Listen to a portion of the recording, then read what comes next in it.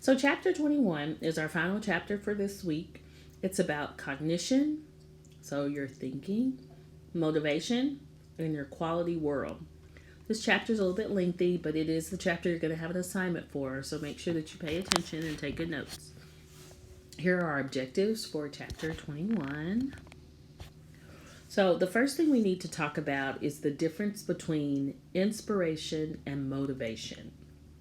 Inspiration is something that comes from an outside source that could influence you and affect you on an emotional level to act in some way. So you could watch a book and you could be inspired.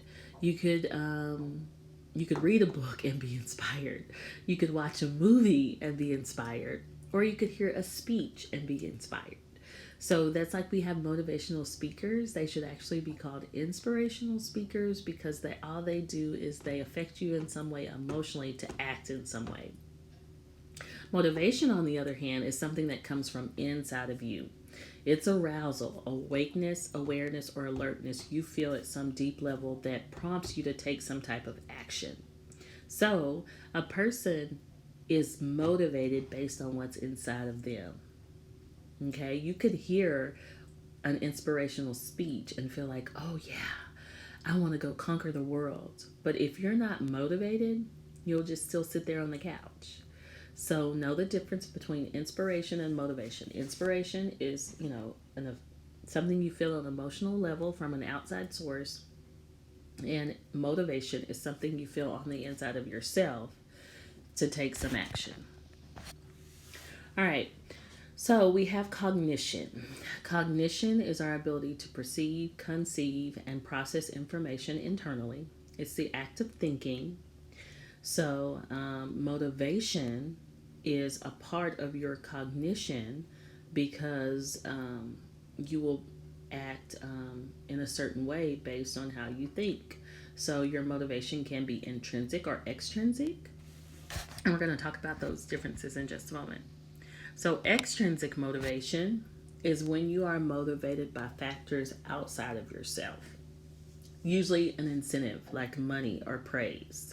So, if your parents give you $20 for every A you make, that is extrinsic motivation if you make all A's so that you can get that money. Intrinsic motivation, on the other hand, is being motivated by factors inside of yourself.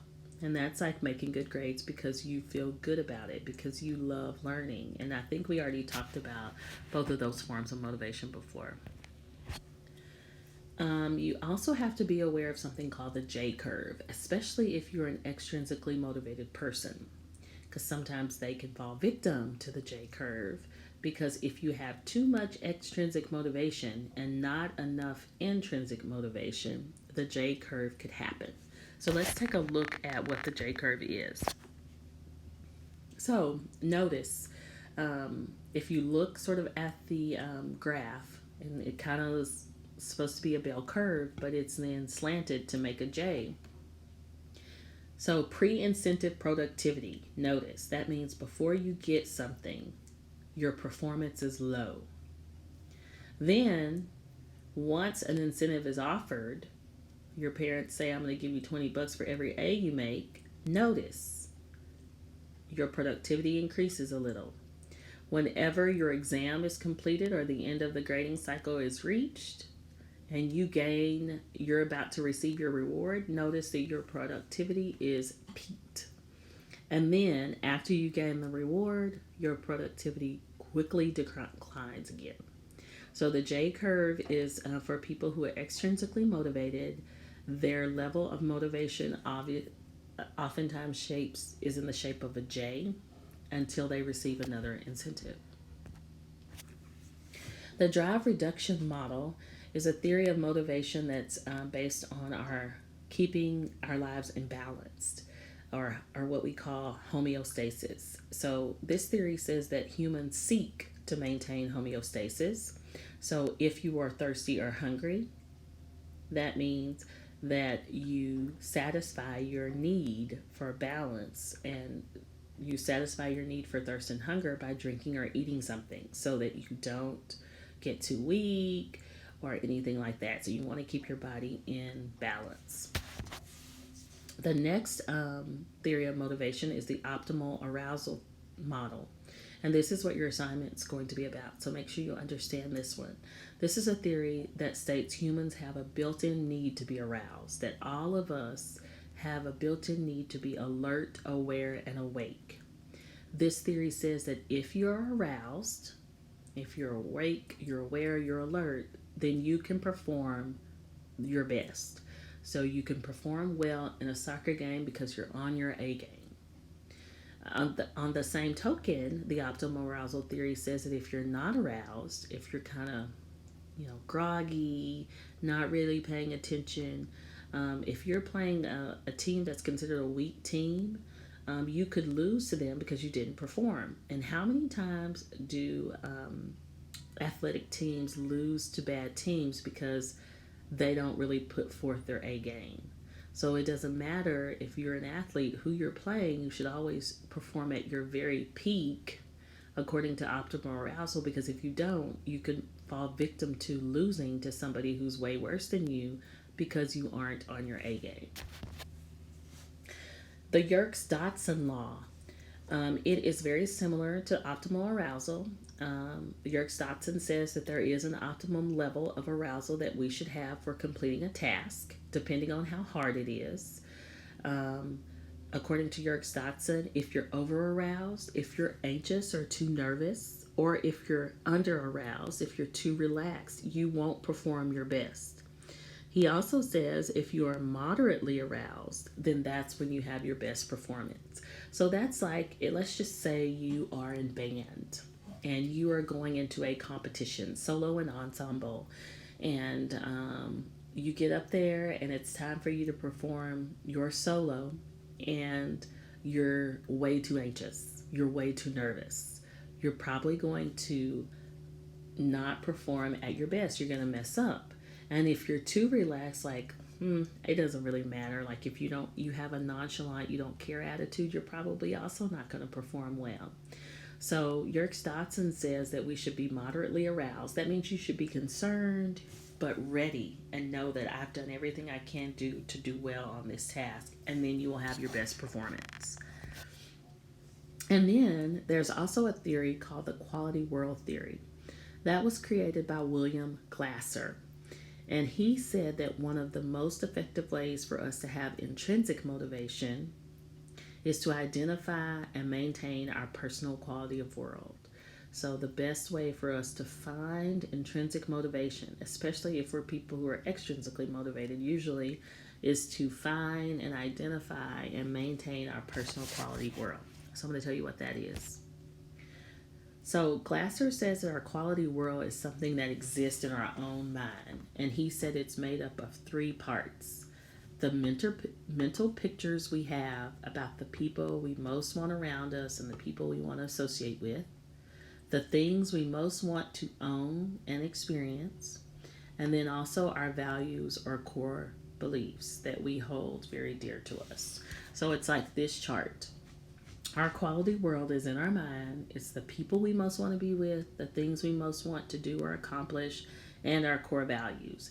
And Glasser says if we keep those things in mind for us, then we will perform well. Then we can have our intrinsic motivation. We always have to, okay, who are the people I want to be with or around? Like I have to perform in a way that I can get there.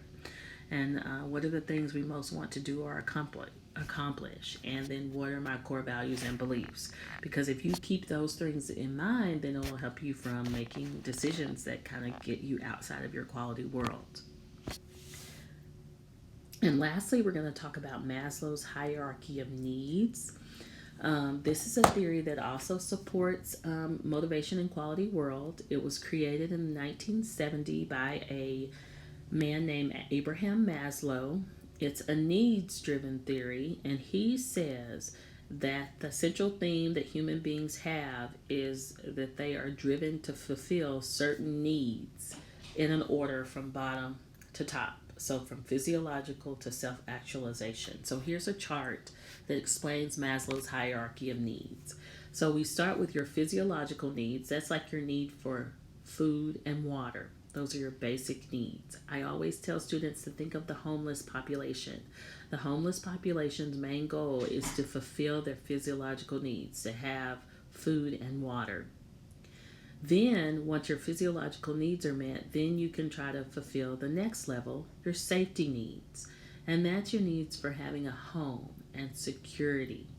So many people who are homeless, they can't think of having a place to live because they're just trying to get their food and water, their physiological needs met. Then once you have your safety needs met, you have a place to live, you feel secure, then you can start thinking about, okay, who do I want around me? My belongingness, it's sometimes called love and belongingness. Like, do I want to be in a relationship? How close am I to family and friends and things like that? People aren't usually thinking about those things if their safety needs need to be met.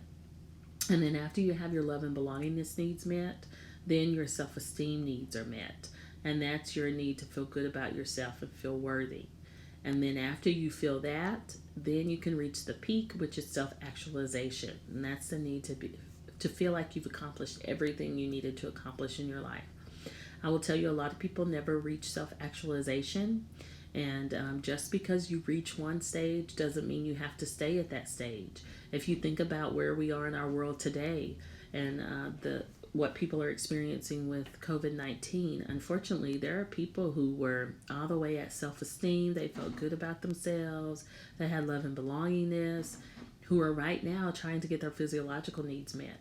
They're just trying to make sure they and their families have enough food and water.